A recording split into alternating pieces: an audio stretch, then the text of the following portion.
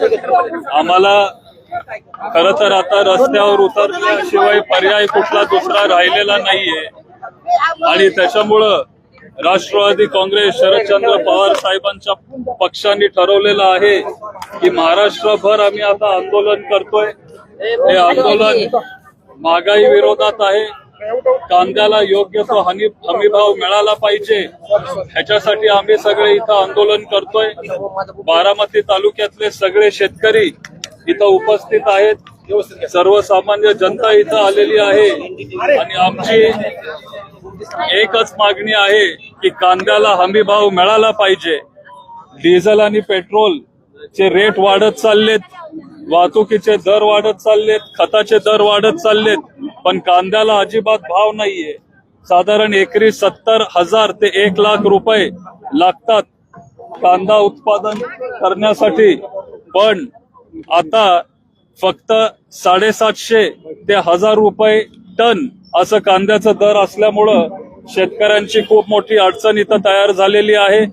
कांद्याचा तर प्रश्न आहेच, महागाई विरोधात आम्ही सगळे लढतोय, पण आता बारामती तालुक्यात गुन्हेगारी पण खूप वाढत चाललीये। मला महिला येऊन भेटतायत, त्यांना आता बारामती सेफ वाटत नाहीये।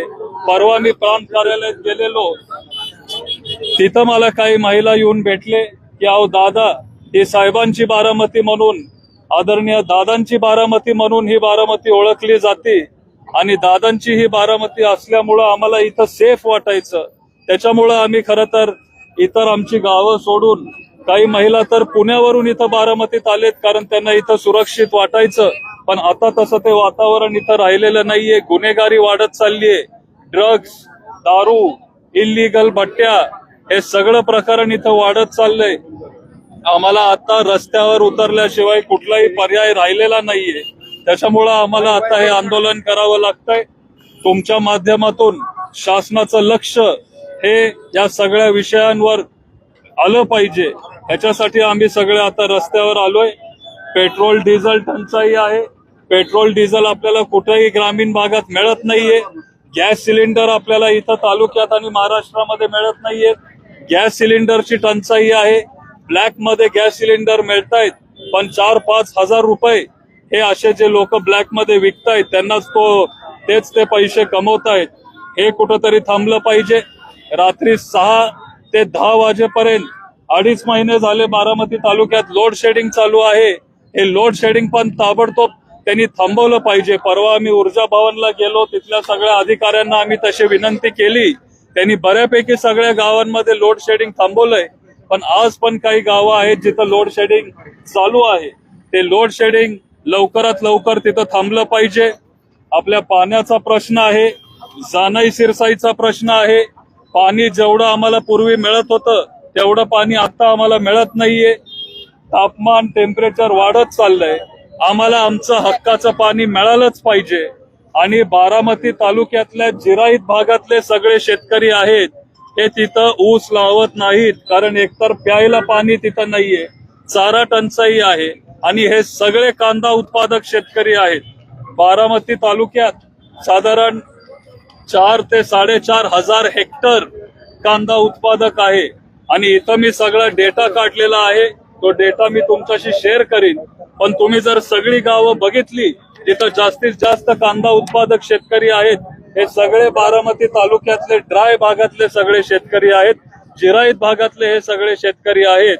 आणि जर नावं मी तुम्हाला वाचून दाखवली तर मग सगळ्यात जास्त कांद्याचं क्षेत्र हे आपल्या मोडवे गावात आहे। 2 नंबर क्षेत्र हे बाबुर्डीमध्ये आहे। वडाणे, कराटी, कुतवळवाडी, बोंडवेवाडी, नारोळी, मुडाळे, खंडूखैरेवाडी, पानसारेवाडी, दंडवाडी, जळगाव सुप, कटपळ, निंबोडी, मोराळवाडी, सुप, मोर्टी, या सगळ्या गावांमध्ये आज प्यायला पाणी नाहीये।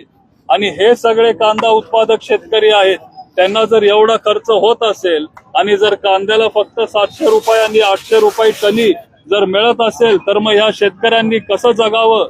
त्यांना पाणी पण नाहीये आणि आता त्यांच्या पिकाला भाव पण नाहीये।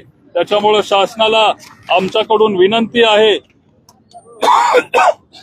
एक मागणी आहे की लवकरात लवकर बारामती तालुक्यात एक नाफेडचं सेंटर यावं। नाफेडचं सेंटर जर इथं बारामतीत आलं तर आमचे सगळे कांदा उत्पादक शेतकरी आहेत, विशेष करून जे ड्राय भागातले, जिरायत भागातले जे सगळे कांदा उत्पादक शेतकरी आहेत त्यांना एक मार्केट मिळेल. त्याच्यामुळं लगेच एक नाफेडचं सेंटर आपल्या बारामती तालुक्यात आलं पाहिजे. कांदा उत्पादक शेतकऱ्यांना तिथं दिलासा मिळाला पाहिजे. आज त्यांचा खर्च पण निघत नाहीये, त्याच्यामुळं कमीत कमी 1,500 रुपये आपल्या कांदा उत्पादक शेतकऱ्यांना तिथं अनुदान मिळालं पाहिजे आणि कांद्याला 3,000 रुपये भाव असा आपल्या शासनाने जाहीर केला पाहिजे.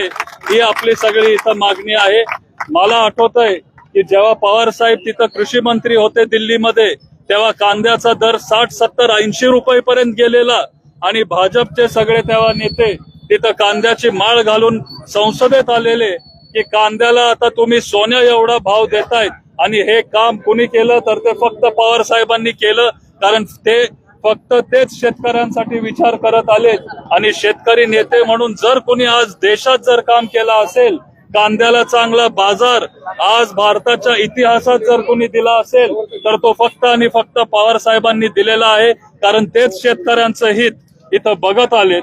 आता हे सगळे मुद्दे जे आम्ही तुमच्या समोर मांडलेत, आम्हाला विश्वास आहे की आमच्या आंदोलनाची दखल हे सरकार घेईल आणि लवकरात लवकर बारामतीमध्ये गुन्हेगारी, पाणी विषय, कांदा उत्पादकांना योग्य तो हमी भाव 3,000 रुपये, 1,500 रुपये अनुदान, नाफेडचं सेंटर, पेट्रोल डिझेलची टंचाई इथं कमी होईल, महागाई कमी होईल. पेट्रोल डिझेल 4-5 रुपयांनी एका आठवड्यात वाढलंय. जेव्हा पेट्रोल आणि डिझेल आणि क्रूड तेल वाढतं तेव्हा सगळाच खर्च वाढतो, कारण आज आपलं सगळं ट्रान्सपोर्ट, आपले जनरेटर हे सगळे पेट्रोल आणि डिझेलवर चालू असतात. त्याच्यामुळे डिझेल आणि पेट्रोलचे रेट कमी झाले पाहिजेत.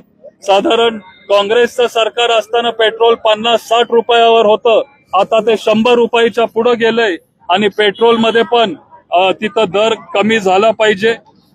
हे आणि लोड शेडिंग एकतर ताबडतोब बंद झालं पाहिजे.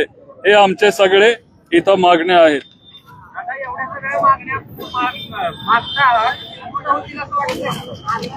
पूर्ण होतील असं खरं सांगायचं तर असं वाटत नाही पूर्ण होतील, कारण हे सरकार हे नेहमी शेतकऱ्यांच्या विरोधातलं राहिलेलं आहे. शेतकऱ्यांसाठी काँग्रेस सरकार आणि पवार साहेबांचं सरकार नेहमी हे शेतकऱ्यांसाठी काम करणारं सरकार होतं. पण आता मागचा एक 10-12 वर्षाचा अनुभव बघून असं वाटतंय की हे सरकार काय आमचे सगळे मागण्या पूर्ण करणार नाहीत. तरी आम्हाला आता रस्त्यावर उतरल्याशिवाय दुसरा कुठला पर्याय राहिलेला नाहीये आणि आम्ही प्रयत्न करतोय. आणि जोपर्यंत आमच्या मागण्या ते तिथं स्वीकारत नाही तोपर्यंत आम्ही हा लढा चालू ठेवू.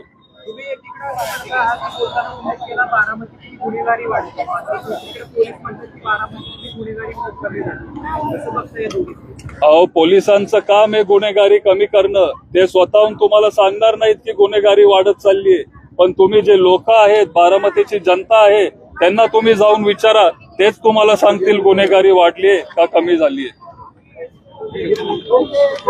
धन्यवाद.